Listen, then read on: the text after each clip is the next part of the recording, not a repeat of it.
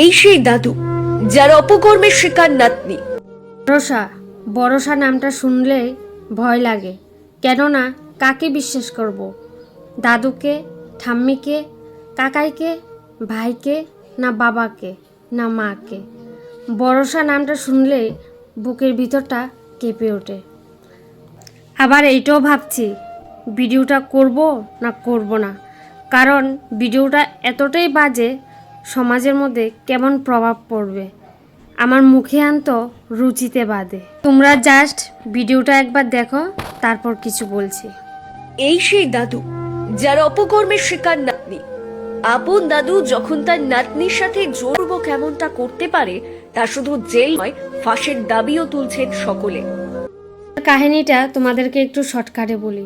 ওর মাও ছিল, ওর বাবাও ছিল।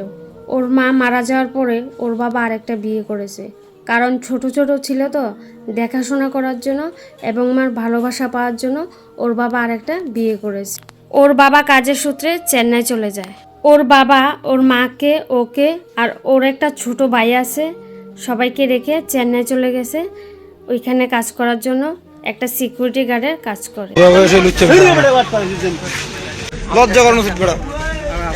আমি কি কমু? অনেকেরা দেখি ভিডিওর মধ্যে গালাগাল করতেছ, ভাষা খারাপ করতেছ, আমি পারতাছি না।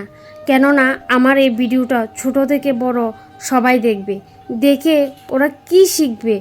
কেউ কি আর বিশ্বাস করতে পারবে কোনো ঠাম্মাকে, কোনো দাদুকে, কোনো বাবাকে, কোনো কাকাইকে, কোনো ভাইকে? কেউ বিশ্বাস করতে পারবে না। আজকে আমাদের এই সমাজটা কোথায় চলে গেছে?